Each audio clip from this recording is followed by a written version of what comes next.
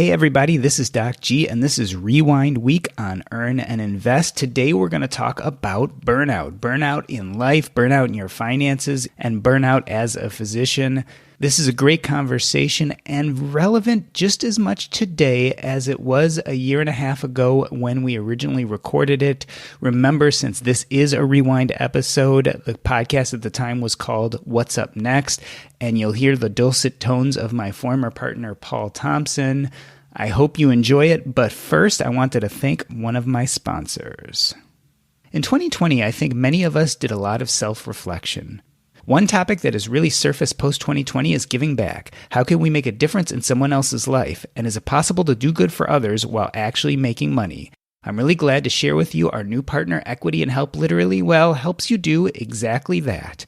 Equity and Help makes it possible to help a family in need. Over 50% of Americans spend more than half of their earnings on rent payments. So what Equity and Help has done is build an investment model to shrink this number. The mission of Equity and Help is to give families the realization of the American dream to own a home of their own when they might otherwise have not been able to.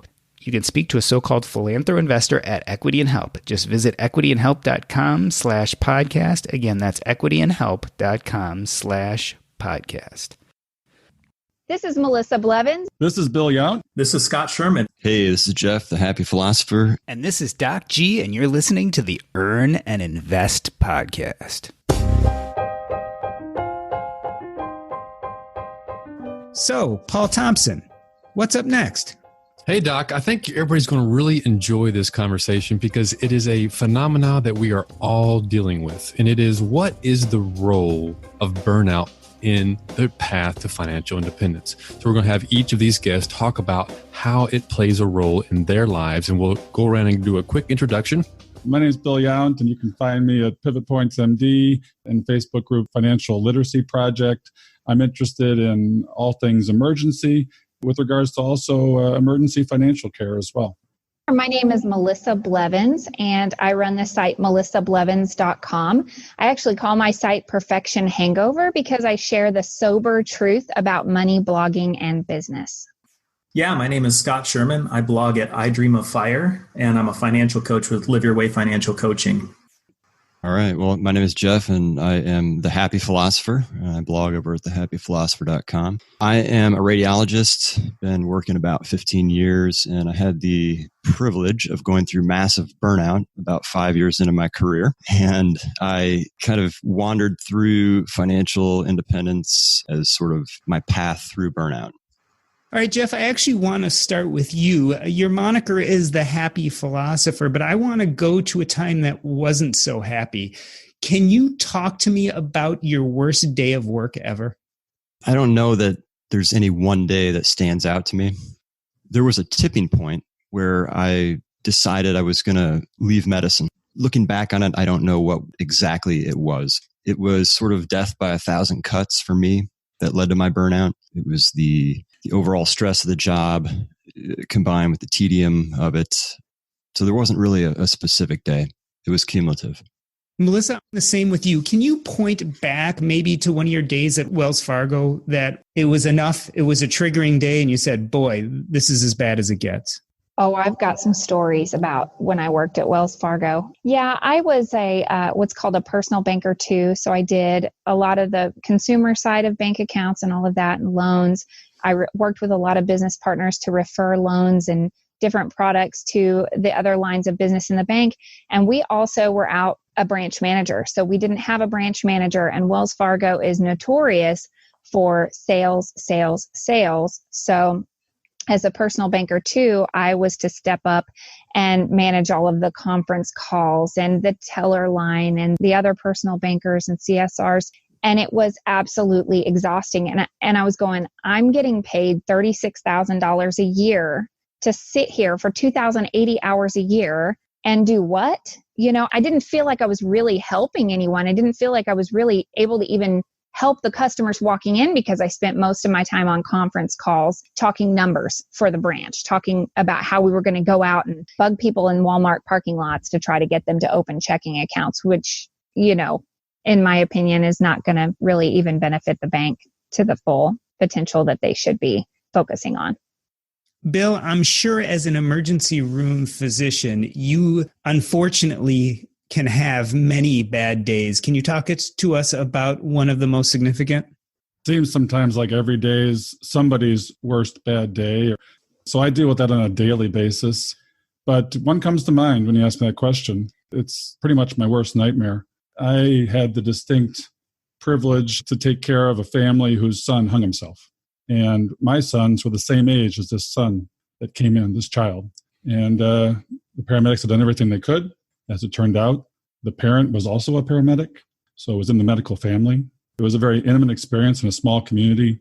We tried everything, but in the end, there was nothing we could do and had to remove the noose from his neck, stepped out, broke down in tears, and I couldn't work anymore.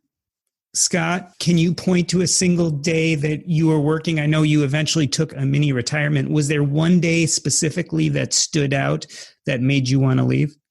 No, for me, actually, in some ways, the burnout came not from overwork in one particular day, but from just the lack of enough days of feeling like I was doing something that was meaningful to me personally. You know, I actually was a journalist originally. And so I had a lot of crazy days in journalism where we spent a lot of hours covering, breaking stories that were of national notoriety. And that was exciting. Those were actually the good days, those crazy days. It's the days where you're bored to tears sometimes, where you're just like, what am I doing? Why am I here right now? And I think for me, that was sort of the catalyst, was enough of that time where it's just like, what is this time spent doing? And can I be doing something better with it? So Jeff, Bill talks about that bad day, but it sounds like you were thinking more of death by 1,000 cuts. Is it a series of injurious events that eventually cause burnout, or what's going on? I think everybody experiences burnout in a different way.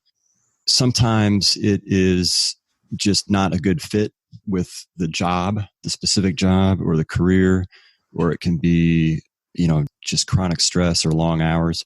For me, it was accumulation of just the high level of stress, the long hours. And after a few years working it, the joy that I got from it initially kind of seeped away. It just sort of filtered out. And what was left was just stress, anxiety, cynicism, and tedium. And that's a recipe for burnout. So that's what happened to me. But I think it's going to look differently to just about anybody who goes through it, depending on, your family situation, what's going on in your life, your gender sometimes. I mean, a lot of factors can factor into it. So Melisa, I'm interested in this idea of extrinsic causes of burnout versus intrinsic. Do we burn out because there's something about us, or is it that we're put in a difficult work situation? I think that it could have a lot to do with your personality type and the way that you react and respond to certain situations.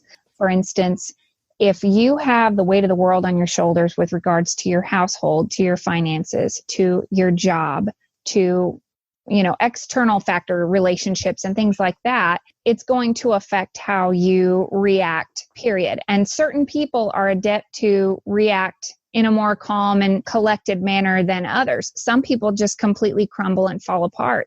And that can result in, obviously, very detrimental issues with regards to work. I mean, quitting your job on the fly, just, getting fired or something like that.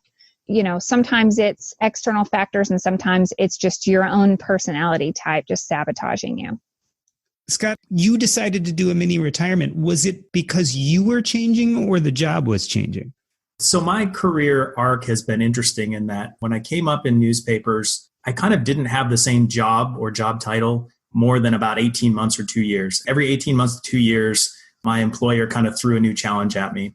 And then when I shifted careers from newspapers to communications in IT in the higher ed space, the first job I had was about 18 months, and then I got promoted into a different job. And so I had this sort of new role again, but I was there for 3.5 years. So I was in this role that was the longest I'd been in a specific role. I don't want to say that I couldn't have learned new things, that I couldn't have done new things, because that's not true. I could have chosen to, but I did get stagnant in that role. There are a lot of factors that can go into why you hit burnout. For me, part of it was a change in how I was looking at the world. I think that's one of the things that we as financial independence practitioners or whatnot, people who are interested in this space, we start to look at the world differently than other people do. And we look at it with a lot more intention than I think a lot of people do. And that puts us in a different headspace. And maybe we recognize burnout, or we have the ability to deal with burnout differently than people who are not acting as intentionally in other aspects of life. Bill, I want to play a little bit more with this kind of intrinsic versus extrinsic causes of burnout. In the physician's financial independence space, we've had a lot of talk about moral injury versus burnout. Can you talk a little bit about what moral injury is and how it plays a role in at least physician burnout? Well, recently Z-Dog has popularized moral injury with his YouTube video. It's really a spectrum, I think. Moral injury on the one end is more of a systems-based problem. It's done to you, it's external. Burnout on the other end is, I think, more intrinsic in nature. In the middle is the messy gray area, which generally is called compassion fatigue. And that's the commonality I think we all have, where we live in that space. It's a cyclical issue. Burnout isn't something it's an endpoint. Yeah, it can end in suicide, and I see that. And is the system responsible for fixing it, or are we responsible for healing thyself? Are we supposed to do more meditation and yoga, or is the system supposed to fix it with tech issues or capital expenditure? The answer really is both, all of the above. It spans across medicine. I think medicine is highlighted nowadays, but I don't think it's just a medical issue. I think we share very much similar issues with corporate burnout. I don't think it's that different.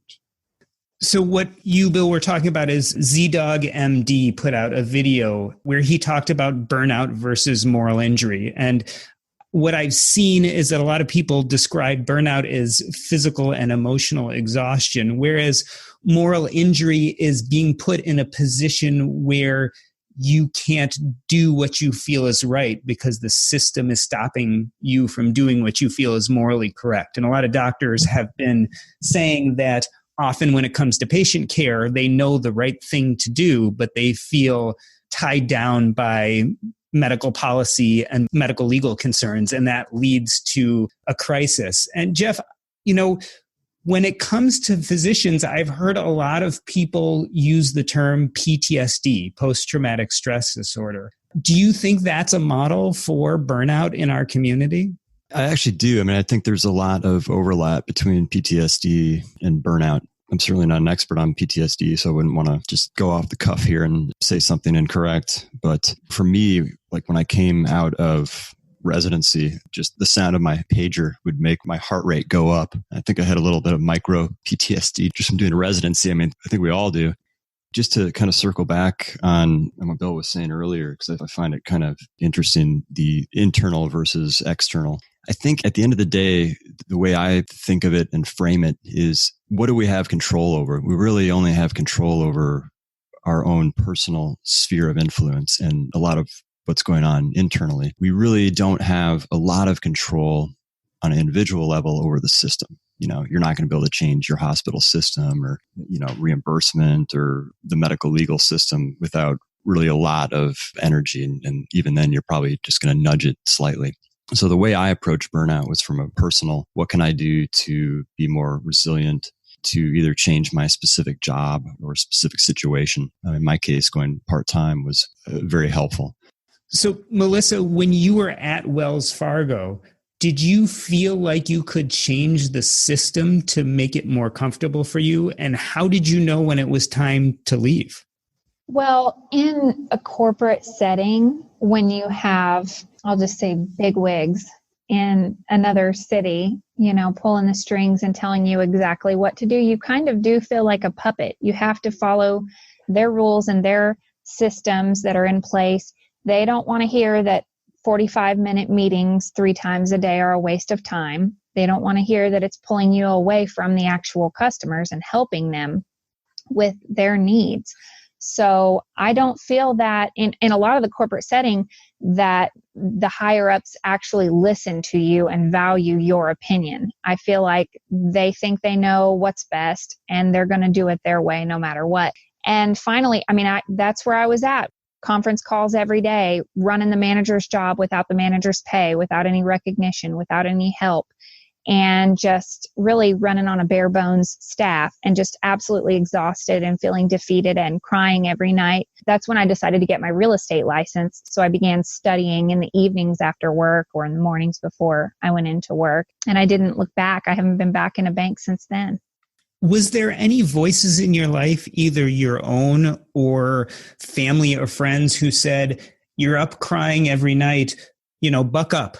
This is what we do when we're professionals in America, figure it out, as opposed to saying, well, maybe you need to remove yourself from that situation? Actually, no. My support system, I learned really early on that you need to keep positive-minded people around you. And I kind of cut the people who were negative and who, I don't feel like I was being a whiny baby, if that makes sense. I don't feel like I was, that I was asking for too much out of my job, out of my career. But it just was time to move on. And my support system was very kind and gracious and understanding and supportive in me going out on my own and doing this, but in a smart financial, without just quitting my job. I did it while I was working and made the transition that way. So they were very supportive. Scott, was there any attempt to make your job more of what you wanted it to be before you decided on doing a mini retirement? Yeah, there was some talk about that, and everybody's situation will be different. For me, I looked around, were there other positions within that I might want to do? Part of what really made it more of a better option for me from a mini retirement standpoint was the commute for me just ended up being too much out of my day. And even if I changed jobs within the same company, I was commuting about a little less than 2.5 hours a day, in total. Now, I was taking public transit, which for me was an important thing because I much preferred sitting on the train, listening to podcasts, reading books, playing games, whatever, to fighting traffic on the freeway to save myself 20 minutes a day or something like that. But when I ultimately looked at it, it was like, even if I change jobs within the same company, I'm going to have that commute. And that's what I wanted to get away from, was that sort of, I wanted more flexibility. I wanted to step away. I kind of also want to go back to something that Jeff was talking about with the idea of PTSD. I think that one of the things that we're seeing with burnout here is that the speed of life that we live right now doesn't often allow for us to ramp down in the same way that maybe we could have in the past, right? The hyper-connected nature of our lives and this grueling demand for productivity at every turn makes it so that we're kind of always running the engine at 40 miles an hour. Right? You never really back off and recharge. You just go down to a lower gear, but it's always running. And so you never really do get that chance to balance the really high end stress with a low end. You get a vacation, great. But how many people don't take vacations? That's kind of a badge of honor now. I would talk to people at work who's like, oh, I'm going to lose, 60 hours of vacation time this year because I'm already at my max. You're insane. What is life for you, right? Is life, how hard can I work myself so that I can't enjoy what I'm working for? And I think that that's one of the things that is contributing to this feeling of burnout, is that, we're just rarely or never really disconnected. We're always on, our cell phones constantly keep us in touch with work. We can check email at any hour of the day. The first thing we do when we get up is pick up the phone and see what we need to get ready to do for work. And then, the media that we consume is this super fast, hyper-connected ecosystem that thrives on not really getting deep into the issues, but just piling more and more stuff on top. And I think the more that you live in that zone, the harder it is to step back and, recharge and get out of that sort of burnout stage. So for me, that was one of the key things that I needed to do. And why I chose the mini retirement route versus just finding another job was I wanted to intentionally disconnect myself from those demands to see what the effect would be. Jeff, as I listen to Scott, I think about something you said, which is tangentially connected. In one of your blog posts, you said, many people I know live life somewhere on the happiness scale between mild satisfaction and outright misery. And if we look at what we're talking about, burnout and work, it doesn't sound much that life and work are that different. Is this a mental game? Is burnout a result of mental dissatisfaction that not just pervades work, but pervades life too?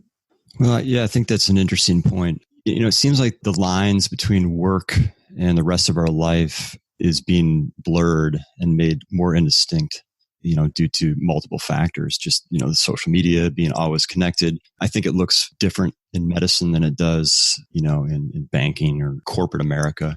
In some ways, it might even be easier in medicine to sort of disconnect, when you're not on call, when you're home.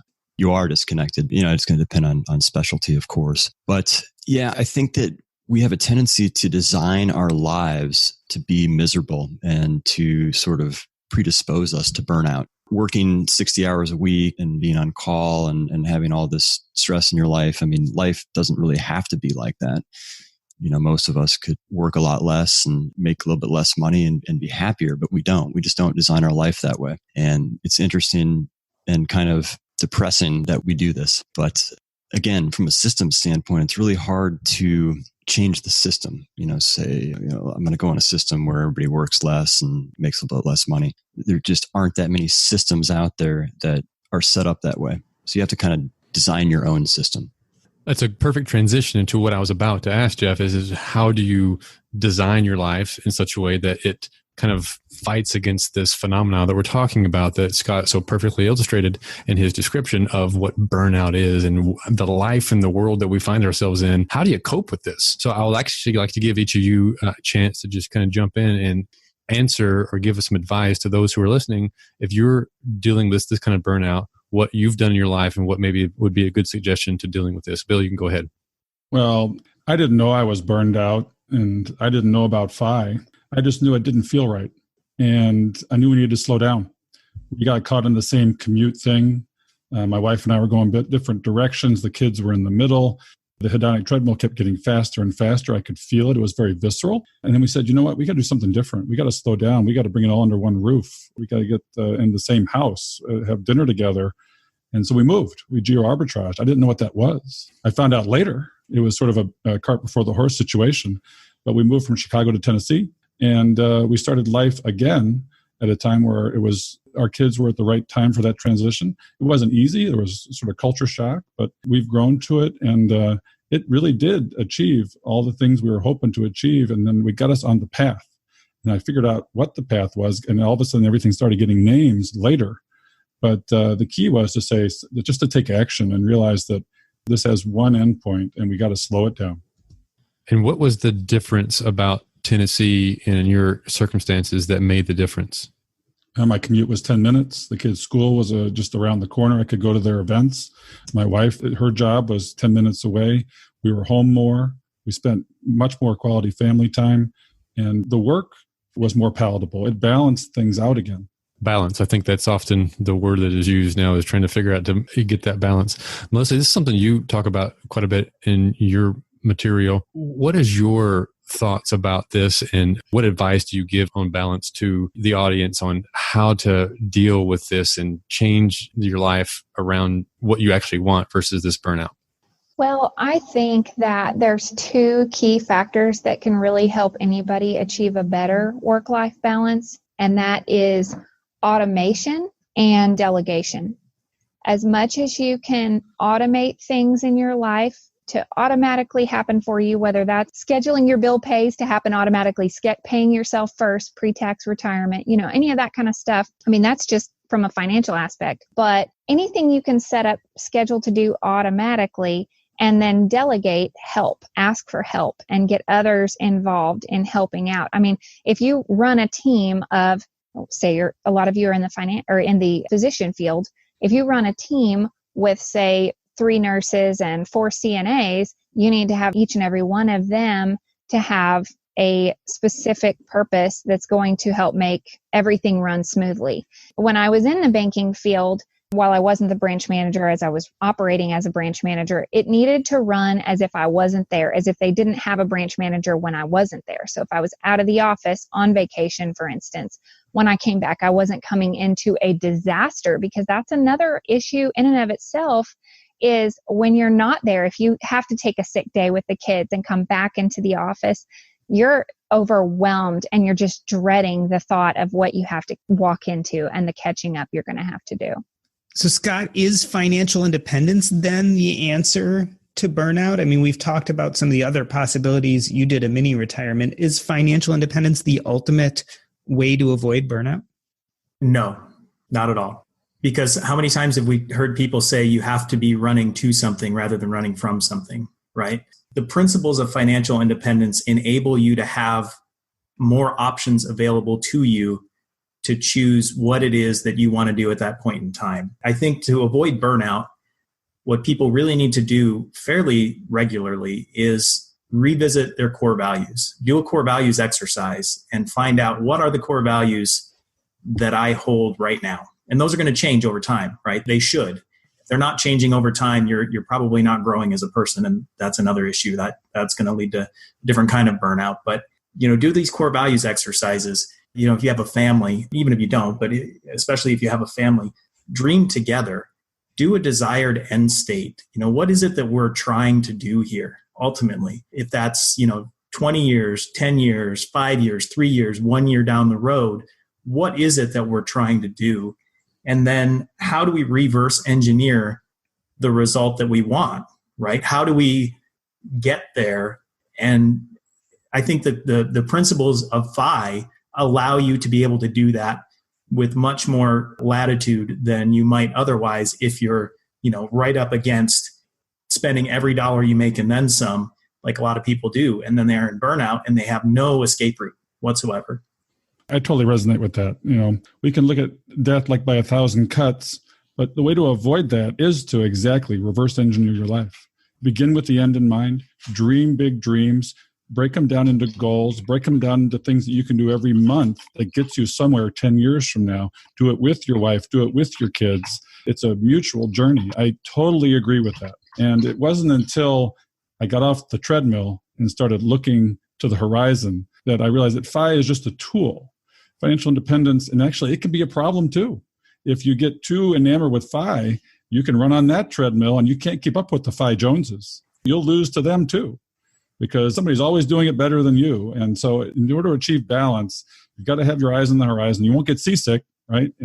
On the journey. But I agree with you totally. Thanks for those words. Jeff, talk a little bit about financial independence as being part of the solution to physician burnout. And if you can, talk also a little bit about it becoming a problem unto itself.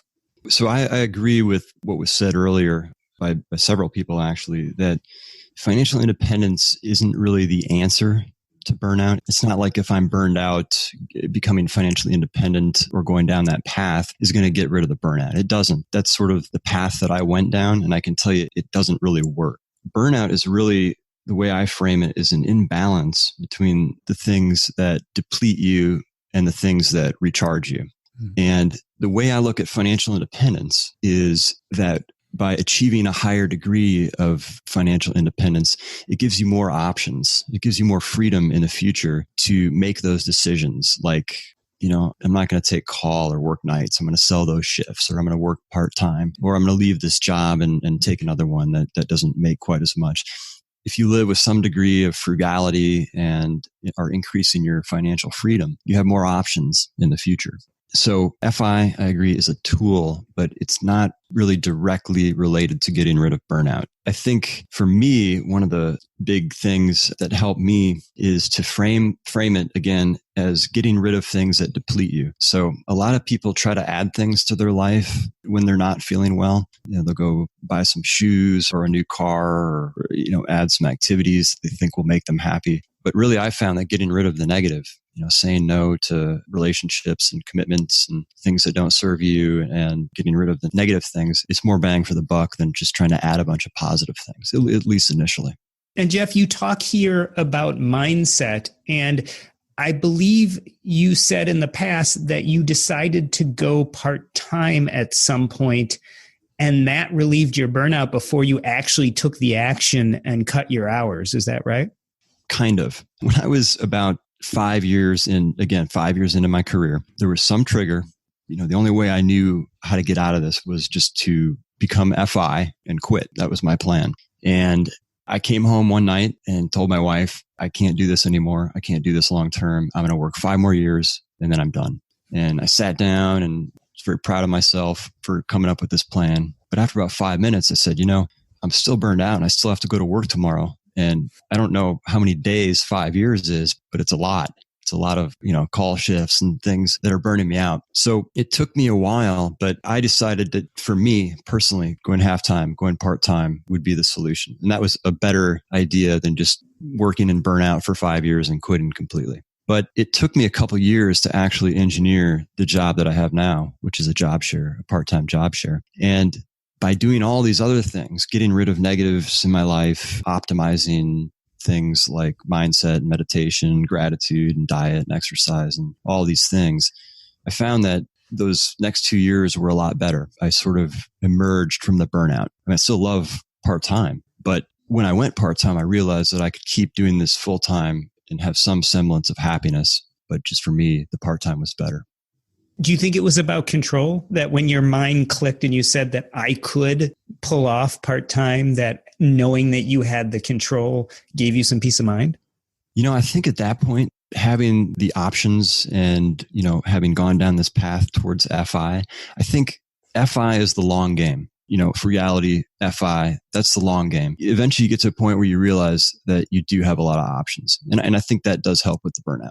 But initially it didn't. In the first half of the show, Bill, Melisa, Jeff, and Scott talk about the role of burnout at work. After the break, we delve into how it bleeds into the rest of our lives. But first, you know what I hear over and over again from earning investors? They get confused by the stock market. We all know that we should be investing, but why does it have to be so complicated? But the truth is, the stock market is made for public trading, so it should be more accessible for everyone.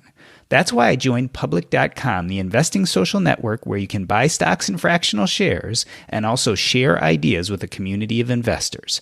Public.com is creating a new, more inclusive culture for investing. When they say they want to open the stock market to everyone, they mean everyone. In fact, the Public.com community is made up of 40% women and 45% people of color. Go to public.com/EAI to follow me on Public.com and see what I'm investing in. You can start investing today with as little as $1. You'll even get a free slice of stocks when you join. Just go to public.com/EAI to download the Public.com app. This is valid for U.S. residents 18 and older, subject to account approval. See public.com/disclosures. This is not investment advice. So, Melisa, I want to transition a little bit to a completely different topic. We talk about burnout at work, but it seems to me that burnout can occur in other parts of our life. Marriage, kids, even financial independence. Have you found that burnout has bled into other parts of your life besides your work life? Oh, absolutely. Yeah. Well, we wear a lot of hats as business owners, as employees, as parents, as spouses. And then even in our personal relationships with our friends, our family members, and all of that. And life can be exhausting sometimes. And I think I've said this before, but I'll say it again. It bears repeating that when one area of your life tends to fall apart, other areas can suffer. For instance, if you're having marital problems, you might tend to go out and make that impulse purchase, right? Okay, so you might go out and buy something big. You might go out and purchase a truck, the truck that your husband wants, just because you can do it and you want to just piss him off, right? So, you can make those terrible decisions, those impulse purchases. Yeah, and those are bleeding into your every other area of your life. Absolutely. Scott, let's talk about that further. Was there a point where you got burned out on your mini retirement? Was there a point where you said, okay, I need to move on and start doing something else? I can tell you that my 6-year-old daughter got burned out on my mini retirement. That was one of the interesting things is, when I would come home after working, she would spend an hour making dinner and then she'd go to bed like 2 hours later. And so I didn't really see her as much. I was already gone in the morning when she'd wake up. But once I had quit and then we didn't need to put her in daycare during the summer, it was like, hey, we're going to have this great fun summer with Dad. And about a month in, she's like, when does school start? So it was sort of like, oh, okay, you're done with this too. But, I think that one of the things that I discovered was it took a while for me to get over this notion that I always had to be productive. Like every waking moment had to be scheduled, check boxes, all that. That took a while to sort of break free from. And then it's not that I got burned out of, the mini retirement, but I went in with the specific purpose of trying to figure out, I'm not FI, so I'm on the path, I'd like to be there one day, and I'm doing, the things that will get me there. But because I was careful enough, my wife and I both were careful enough with our finances, I had the opportunity to do this mini retirement before I hit FI. And I went into it with the express purpose of figuring out what is it that I want to do for the next little while. And it was very freeing to know that I didn't have to decide right away, but I also knew that at some point that was what I was shooting for. That was my end game. And it took about 7 or 8 months for things to kind of coalesce in my mind where everything came together and I went, yeah, financial coaching is actually the thing that I've been looking for. And even though now in hindsight, that was obvious, it could have been obvious, it wasn't at the time. And so it really, for me, I didn't get burned out on the mini retirement, although I did long for that. What is the purpose that I have this goal in mind. I need to get to that goal. So thankfully I did before I ran out of money for my mini retirement. Bill, I sometimes worry that we go to financial independence as the ultimate answer for a lot of problems. Do you worry that financial independence itself can cause burnout? I've certainly seen people online on Reddit and other places talk about financial independence leading to depression or feeling empty, especially the closer people get to being financially independent. Is that something you ever worry about, Bill? No, absolutely. And I've been there. I agree totally with what Scott says. You have to maintain balance on both sides of those equations. Life is not just math. Life is not just emotion. It's a combination of those things, and it's a balance of all those things. And it's at work, it's at home, it's in your marriage, it's at school, it's with the kids. And just like Melisa says, it gets out of balance and it will have a domino effect through your life. And you're constantly pausing, pivoting, adjusting. And what Scott did was perfect. I'm still not FI and I'm still full-time. I'm sort of, as I refer to it, burning through burnout to the other side. Because it's not going away. It's a part of life, the adjusting to it, with it, embracing it. Is it really a problem or does it create growth? Is it always a problem? I think there's positive sides to burnout. I don't think it's all negative. And so I resonate with what everybody's saying here. And I really appreciate this discussion because it's helping me find my path. Jeff, I've heard you say before on other podcasts that happiness is the way out of burnout. Is that the ultimate antidote? I think when you ask anybody what their life goal is, sort of the meta life goal, it's some sort of form of happiness or contentment, whatever we're doing in life. And, most of us, the vast majority of us are going to be working most of our lives. And I think we have to find some way to find contentment and happiness and intertwine it with our careers. I think it's worth putting a lot of time and thought and energy into designing your life to maximize happiness and contentment. I think that is a perfect transition to the opportunity to ask each of you the final question, which is what we started with. And what role does burnout play in the path to FI? And how do you go about designing your life so that it is in line with your core values? Scott, I'll give you a chance to comment on that. Sure. I think there is a relationship there between FI and burnout. I think everybody should be striving for FI regardless. Even if you 100% enjoy what you do day in, day out, there may come a day where it's not your choice, but you don't get to do that anymore. And if you aren't financially prepared for that day, you're going to have a problem, right? But I think, again, going back to the idea of options, burnout and FI, when you have FI or you at least have cushion, you have latitude to make different decisions based on what's important to you at that moment in time, then that allows you to avoid, hopefully, some level of burnout because you get to choose what it is that you want to suffer in that regard. And that's fine. I think part of it, again, is when we're designing our lives, I think we all assume that everybody else is doing it better, or we are afraid to talk to people and be vulnerable with this idea that, you know what, I might have this area of my life together, but this other part just is a mess and I need help with it, right? And for some people, that part is finances. They can be fantastic parents. They can be wonderful spouses. They can be a hot mess financially. Or they can be, quote unquote, rich beyond their wildest dreams and giving everything to their kids that, anybody could ever want. And they could be a terrible spouse because they're constantly working. They're not paying attention to the family needs and letting that go down. And I feel like the more that we can have these open conversations about life in general, in the same way that we have these conversations about finances in the personal finance space, have those conversations about life with other people who might help you understand different aspects or give you different tools in the same way to have a better life overall, not just financially, is really what we want to be doing. And so the more of these kinds of conversations that we can have on a deeper level about all aspects of life, the better off we're all going to be in the long run. Well, Bill, what are your thoughts here for this final question of the role of burnout in financial independence? No, they're intertwined, absolutely. Financial independence is a tool and it is a goal, and it's a necessary step, I think, for everybody to want to achieve, because the door through FI is the door to freedom and enlightenment where you can give back.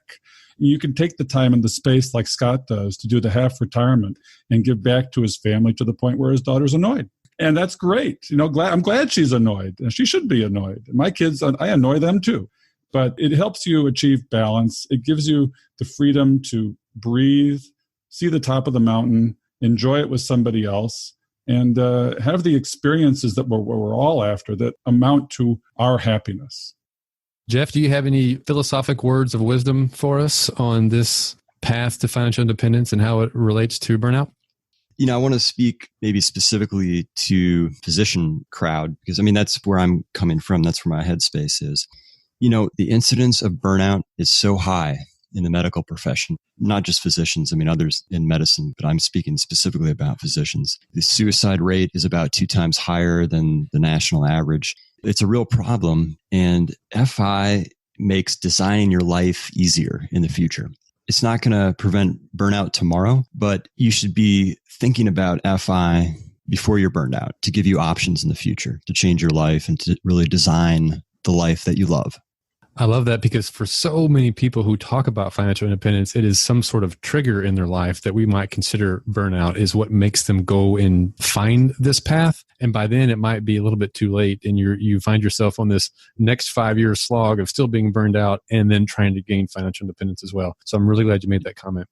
So Melisa, we'll turn back to you and give you the last word on the final question of the role of burnout, and those that are listening, what can they do about it? Well, I think that I can equate financial burnout with work burnout, with fitness burnout, with pretty much anything. And it's not a fad diet. It's not a get rich quick thing. Financial independence is not, you're not going to wake up one day and you're going to be rich. It's more slow and steady wins the race. And it's making smart choices financially. And even sometimes with your career, it's making changes. Maybe it's making a geographical move somewhere else and making those changes in order to achieve what you're looking for. That work-life balance and living today is equally as important as how you're going to live when you're post-retirement. So I just think, maintaining a healthy level of making smart financial choices and also just doing the work and having those relationships. Well, having the relationships, I think, is a big part of that, because when I went into this thinking about money and financial independence, I had a purpose to get out of my job. And I found that the people that I met along the way were the reasons that I found was worthwhile. I completely agree. FI was the stepping stone into a virtual space where we're meeting people differently. We're meeting people remotely, and then we want to get to know them physically, intimately, in time and space. I'm in the process of working on meetups locally for people that I've met in this space. That didn't happen before. And it's the joy in this space really is much more. You create your financial house, but you fill it with the people you want to spend time with. I just want to run through the whole panel with this question before we end. For a young person entering the workspace today, should they actively try to avoid burnout, or is it part and parcel of the work experience? I'll start with you, Scott. That's a tough question. I don't think anybody goes in seeking burnout, right? I mean, how do you actively avoid burnout? It's something that you need to be aware of that can happen. And you look for those things, the things that can help recharge you to counteract those and make the decisions about how you can cut out the things that definitely increase your burnout risk more than others, right? So yeah, I think that's a good thing. For somebody just starting out though, you don't know what you don't know. Until you're in there and doing work in whatever field you've chosen, you don't really know how you're going to react to those things. And I think that just comes along with life. So actively avoid it. Sure. If you see signs that you're going to run into trouble, talk to somebody, figure out, I think thankfully there's much less stigma about having therapy and talking to somebody now than there used to be. And I think that that's actually one thing that the upcoming generation has on its side, is that there is more availability for those resources than there was in the past. So yeah, definitely if you see it coming, try to get out of the way. But I don't know that you can go in knowing how you're going to avoid it in the first place. Melisa, should the active young professional expect that burnout will be part of their path? I don't think so if they have the right mindset. If they focus on personal development, personal growth, keeping the right positive mindset, taking care of that student loan debt ASAP. A lot of burnout comes from the stress of having to financially take care of yourself and take care of these bills and take care of this debt. And I think the best advice that I could give to a young professional is get that student loan debt taken care of, and also try to just focus on doing what you love and spending time with the people that you love and making smart financial decisions. And the burnout will come at some point or another. Just having that right mindset and knowing who you are and how you respond to the situation is going to help immensely. Jeff and then Bill, can we practice preventative healthcare with our own trainees? Can we shield them from this burnout, or is it just part of the process? I don't think burnout is inevitable, but I think that there is a very high incidence, and some people are going to go through it no matter what. I think it really is important to try to avoid it, though. Try to optimize your life.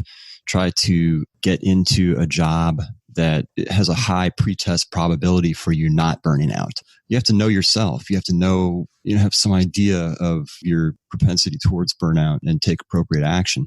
Especially for physicians. I mean, your greatest asset coming out of training is your ability to work, and your ability to work a nice, long, satisfying career. Burnout is incredibly financially destructive, and it should be avoided at all costs.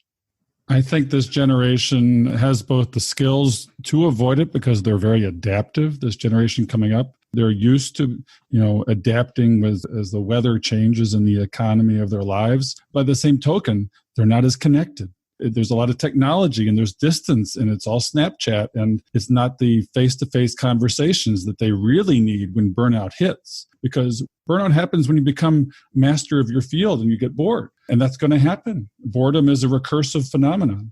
So it's natural you're going to run into it. It can be healthy and it can be damaging, but you've got to have the people, those 5 people or whoever we say are your intimate circle, that are going to, check in with you, call you out, or you're going to say something's wrong and I don't know what it is. And you're going to check in with them. We're going to help you realize that, hey, you need to make a little bit of a pivot here.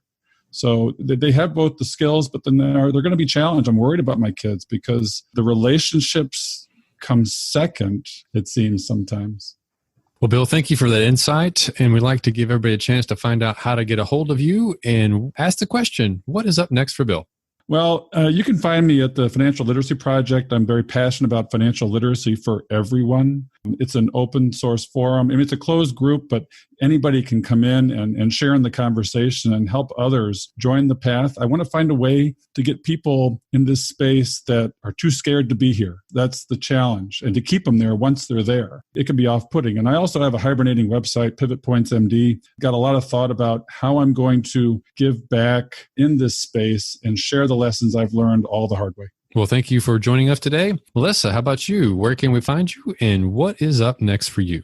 Well, I'm on all social media as my name, Melisa Blevins, right? And my website is melissablevins.com. Again, I call it Perfection Hangover because I like to share the sober truth about money, blogging, and business, the good, the bad, and the ugly about all sorts of business. I have a couple of interviews with Glamour Magazine and Cosmopolitan that are coming out in the next few weeks regarding multi-level marketing. And so be on the lookout for that. Fantastic. I am looking forward to hearing more about that for sure. Scott, how about you? Where can we find you? And what is brewing in your life next? Well, you can still find me at the blog I Dream of Fire, although not quite as often posting these days, but still working on that. And what's up next is I'm building a financial coaching business. It's called Live Your Way Financial Coaching, liveyourwayfc.com. And what I'm trying to do is just help people who are ready to start living their dreams figure out how they can get there financially. And so that's been just really rewarding for me to, kind of like the same thing Bill's doing, to introduce some people to this space and this thought process that maybe had not thought of it previously. Well, wonderful. We're glad you joined us today. Jeff, you are the last but not the least. What is up next for you and where can we find you? Best way to find my stuff is at thehappyphilosopher.com, which is my blog. And there you can find a contact page if you want to reach out to me personally and tell me your story. I'm on social media, Twitter, Facebook. And what's up next for me? I'm just going to keep writing when the ideas strike me, coming on podcasts, spreading the message of FI and trying to help people avoid burnout and all of the negative consequences that come with that, to teach them how to become free and happy.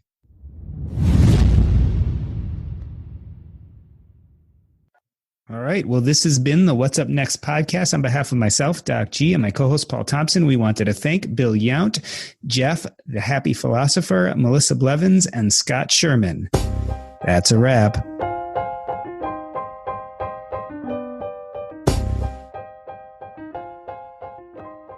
Hey everybody, I hope you enjoyed that rewind episode. A lot of fun bloopers after the show. You're going to hear them in a minute, but first I wanted to remind you that the Real Estate and Financial Independence podcast with Coach Carson is one of the best podcasts about how to invest in real estate and specifically how to use those investments to reach financial independence.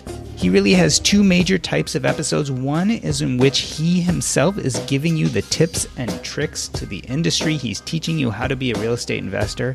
But the other is proof of concept, where he brings on guests who are real life examples of how they've made their real estate assets work for them. Check him out at coachcarson.com or listen to him wherever you listen to podcasts like this one.